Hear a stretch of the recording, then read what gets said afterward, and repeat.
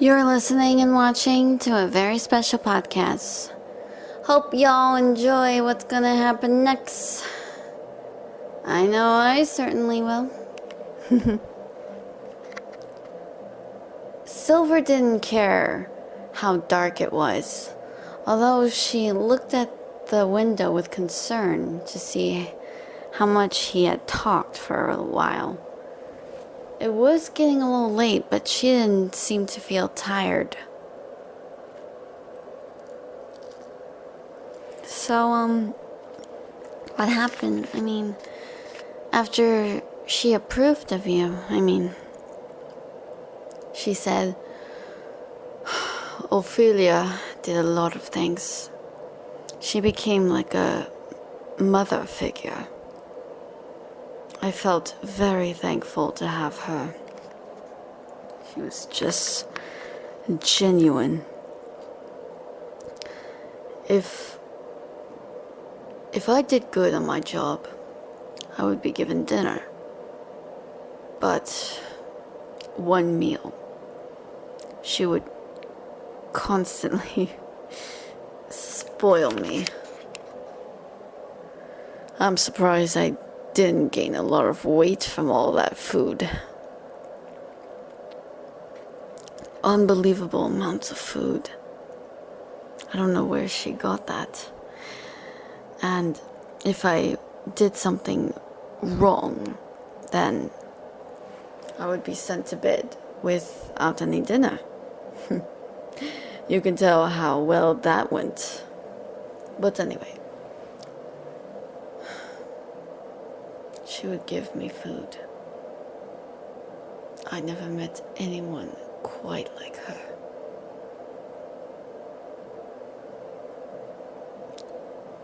She was so stunning. And for just a moment, I thought maybe she had hope.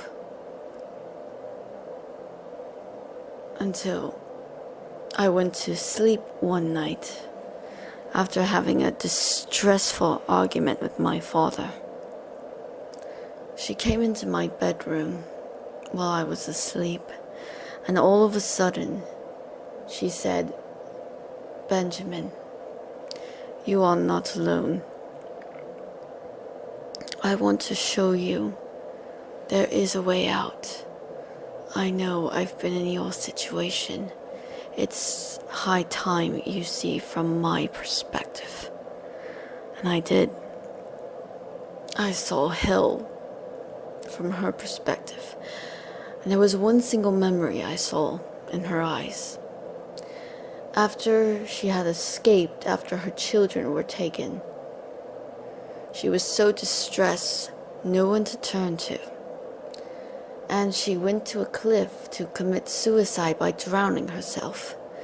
But during that time, it seemed like she couldn't exactly die because of her powers. And she saw someone, and she was saying, please, I don't know what to do. Don't let me die. And she was talking to someone, and she was saying, yes, please, I'll do anything. Oh, I can give you all of the corruption's blood. I would do anything. And then she came as that banshee, like harpy figure that you see today. My God, I was terrified to see how raging she became, killing the inspector's grandfather and father as well. Both of them died a really grisly death. I'm not surprised. Just terrible, really.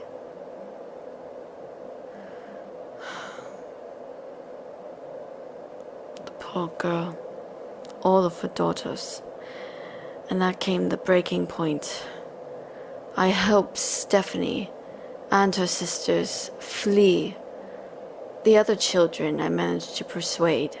Some were willing, others weren't. They just wanted to die. They were dying. I felt helpless. How weak they were. And they were very resistant.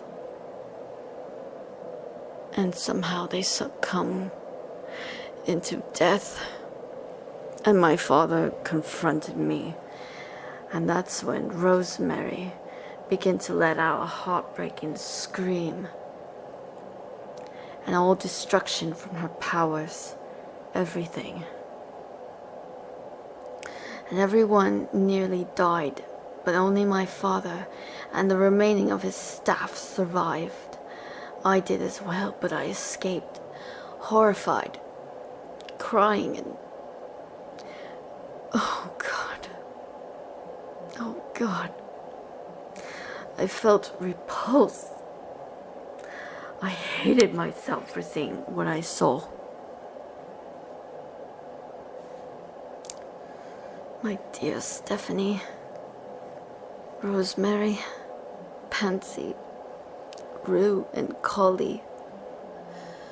When I heard that they re-emerged and were starting to murder bullies and killers and other remorseless people they refer to as corruption, their plan was to create something known as tear the world down. I couldn't let that happen.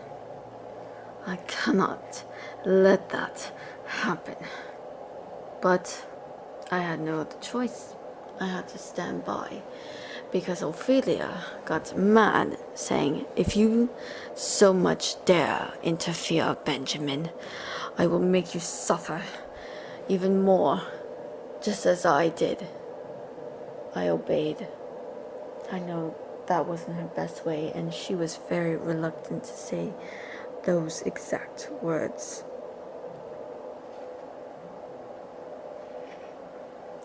Oh my God. I felt so guilty. I couldn't even save the rest of those children because of what my father put me through. But this is the first, Ben said, all choked. God. He never thought of me as a son. He only wanted to have children because my mother wanted to. Oh, I can assure you.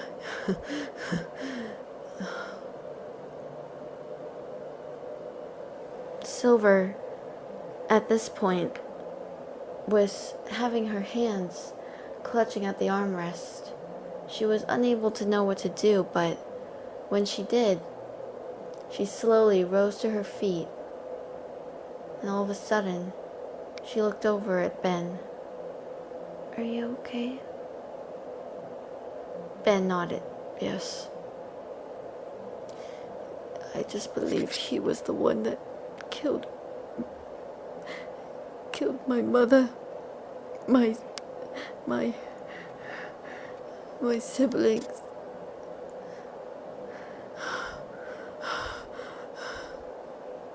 Ben all of a sudden felt helpless. Sylver at this point had tears in her eyes. She then whispered to him, "Hold me," she whispered. Ben turned away. "I can't. Everything I touch dies." However, Sylver managed to make him turn around and face her. "You're not. Nothing in your way dies. It's just people that want to ruin you." Then she took Ben's arms and put them around hers. And then she embraced him.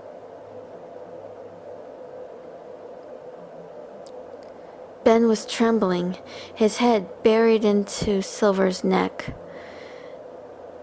Sylver suddenly said softly, "Shh, it's okay. It's okay. I'm here for you, Ben."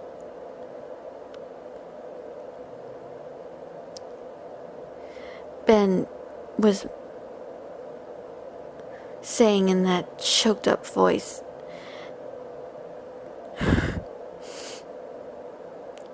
"Sylver, Sylver, I wish I could have saved them all." All of a sudden, he just suddenly felt so weak. Sylver could feel the burden and all the emotions inside, all the empathy.